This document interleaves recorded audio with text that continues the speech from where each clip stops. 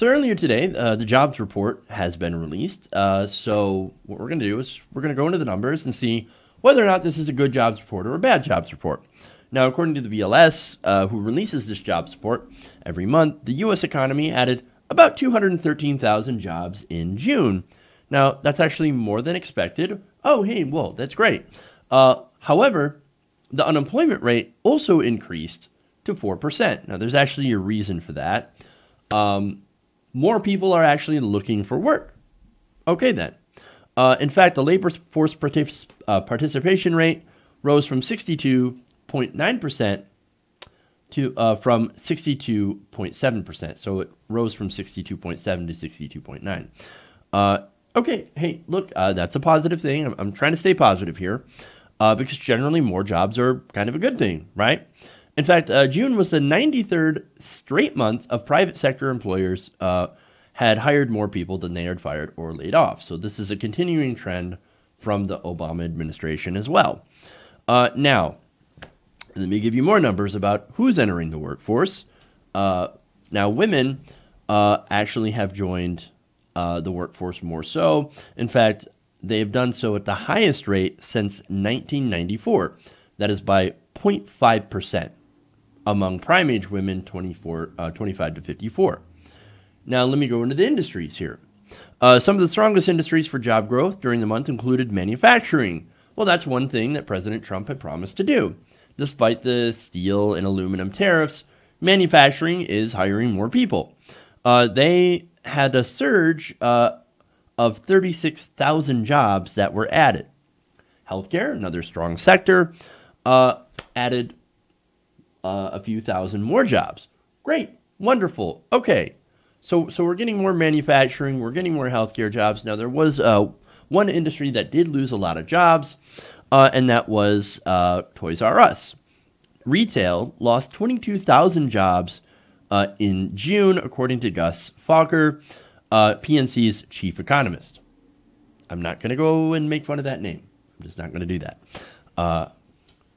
Trying to be an adult here. Anyway, so look, Toys R Us, I grew up during the 90s. I remember seeing Toys R Us commercials, and I also remember seeing their ridiculous excuse to why they're closing. Oh, no, it's because millennials aren't having enough kids. Oh, I'm sorry. You try growing up with massive student loan debt and stagnating wages. We'll see how many kids you want to pop out.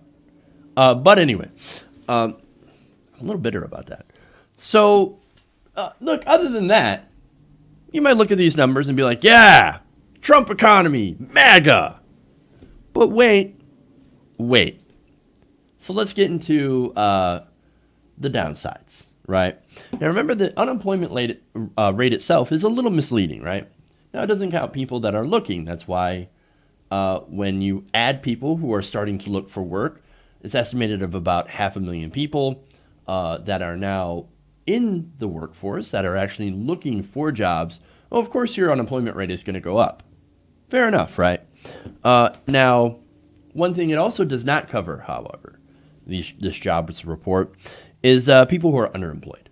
Sure, more people might have jobs, but that doesn't mean that they're good jobs. That doesn't mean that they pay well. And then, of course, brings us to wages. According to the same report, wage growth had actually slowed in June. Average hourly earnings increased by just 0.2% month to month, leading to a total of 2.7 for the year. That is weaker than economists had actually forecast. I'm going to get to the reasons why in just a minute. Now, one more stat here related to the jobs report is, and definitely related to wages, is inflation. So over the past year, we've had about 2.7% wage growth, right? And just 0.2% this month. Inflation grew at 2.8% over the last year.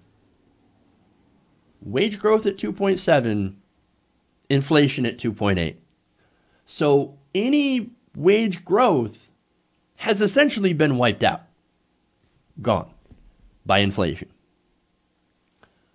Well, that's interesting, right?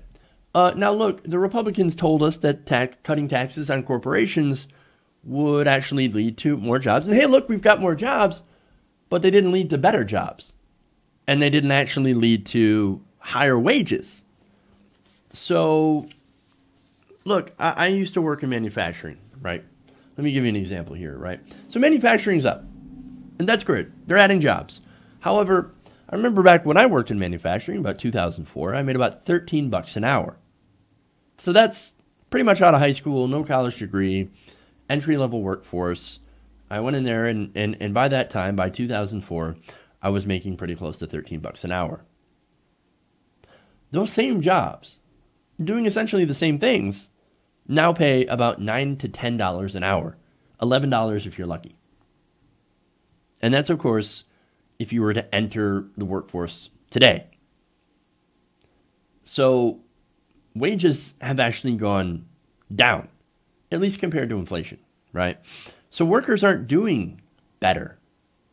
All this means is that there are more jobs, but there are also crappy jobs that don't actually pay anything. And this continues the trend since the recession, when wages, of course, had not recovered and have essentially remained flat. So stagnant wages, right? Now, I was told that these tax cuts were supposed to help wages. Turns out, kind of a fat lie. Hourly wages only went up 0.2%, wiped out by inflation. So where did all the money from the tax cuts go? Well, it went right back into their own pockets. I've reported before on record stock buybacks. So what that does, of course, it increases shareholder profits and increases dividends, but it also artificially inflates the market. These companies aren't doing better. They're just inflating their own stock price. The only benefit that you as a regular worker have seen from the Trump economy is a minuscule uptick in your take-home pay as a result of the tax cuts. You have not seen any increasing wages, and some of you might have seen a paltry bonus. Now, the top 1%, well, they saw an after-tax savings of around $60,000. So if you're middle class or working class, and your wages are basically flat, you might save $1.50 in taxes per week. At least that's the example that Paul Ryan had tweeted out.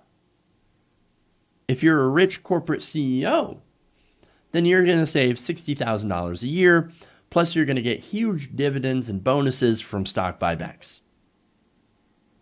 That's the truth of what's going on in today's economy. It has not gotten better. It hasn't gotten worse, but it actually hasn't gotten any better. We're still on the same path when it comes to working people. You are not getting the benefits of the economic growth. So it just kind of leads you to ask, who is this economy really working for? Hey everybody, thanks for watching this video. If you want to see more like this, please hit the subscribe button below. And if you want to support truly independent progressive media, please consider becoming a patron at patreon.com/TYTNation.